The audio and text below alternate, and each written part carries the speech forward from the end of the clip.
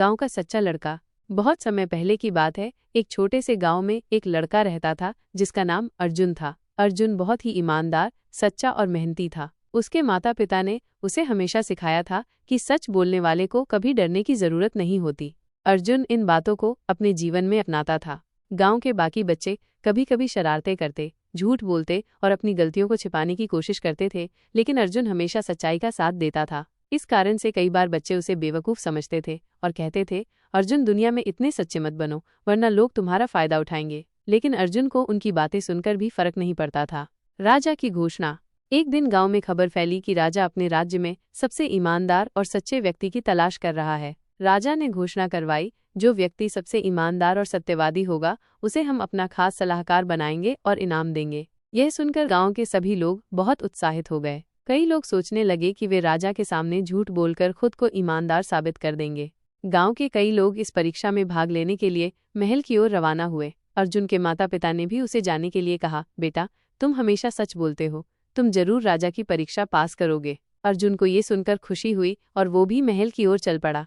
राजा की परीक्षा। जब अर्जुन महल पहुंचा तो वहां सैकड़ों लोग पहले से ही मौजूद थे। राजा ने सभी को एक एक बीज दिया और कहा, यह बीज बहुत खास है, इसे अच्छे से उगाना और 6 महीने बाद हमें इसका पौधा दिखाना। जिसे सबसे सुंदर और मजबूत पौधा मिलेगा वही सबसे सच्चा और ईमानदार व्यक्ति माना जाएगा। अर्जुन खुशी खुशी बीज लेकर अपने घर आया। उसने मिट्टी तैयार की, गमले में बीज डाला और रोज उसकी देखभाल करने लगा। उसने पूरी मेहनत से बीज को पानी दिया, धूप में रखा और हर दिन उसकी स्थिति देखी। लेकिन हफ्ते बीत गए और बीज से कोई अंकुर नहीं निकला। अर्जुन परेशान हो गया। उसने अपनी माँ से पूछा, माँ मैंने पूरी मेहनत की फिर भी बीज अंकुरित क्यों नहीं हो रहा। उसकी माँ ने कहा, बेटा तुम चिंता मत करो, बस धैर्य रखो और अपनी सच्चाई बनाए रखो।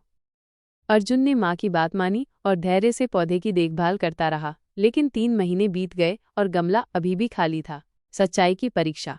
6 महीने पूरे हो गए और राजा ने सभी को महल में बुलाया। अर्जुन बहुत निराश था क्योंकि उसका बीज नहीं उगा था, लेकिन फिर भी उसने सोचा कि वो राजा के सामने झूठ नहीं बोलेगा।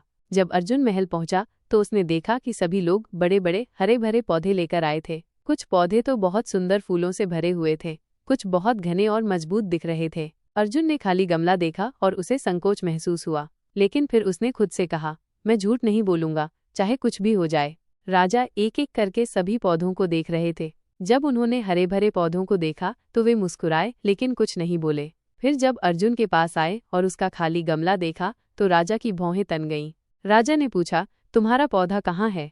अर्जुन ने सिर झुका लिया और कहा, महाराज मैंने इस बीज को पूरी ईमानदारी और मेहनत से उगाने की कोशिश की, लेकिन ये अंकुरित ही नहीं हुआ। मैंने इसे रोज पानी दिया, अच्छी मिट्टी में लगाया और धूप में रखा, लेकिन फिर भी इसमें कोई अंकुर नहीं आया। मुझे बहुत दुख हुआ, लेकिन मैं आपके सामने झूठ नहीं बोल सकता, इसलिए मैं यही गमला लेकर आया हूँ।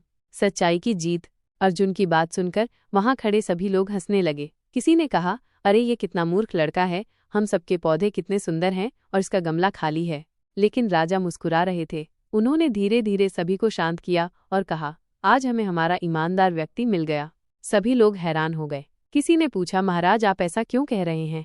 राजा ने कहा, जब मैंने तुम सभी को बीज दिए थे तो वे पहले से ही उबाले हुए थे। उन बीजों से कोई पौधा उग ही नहीं सकता था, लेकिन फिर भी तुम सभी के पास बड़े बड़े पौधे हैं। इसका मतलब है कि तुमने नया बीज लगाया और मुझे धोखा देने की कोशिश की। लेकिन इस लड़के ने सच्चाई का साथ दिया और ईमानदारी से अपना खाली गमला लेकर आया। यही असली ईमानदारी है। सभी लोग शर्मिंदा हो गए और अर्जुन की ईमानदारी देखकर उसकी तारीफ करने लगे। इनाम और सीख। राजा ने अर्जुन को अपने पास बुलाया और कहा, बेटा आज तुमने हमें सिखाया कि सच्चाई और ईमानदारी सबसे बड़ी ताकत होती है। लोग झूठ बोलकर सफलता पाने की कोशिश करते हैं, लेकिन सच्चा व्यक्ति ही असली विजेता होता है।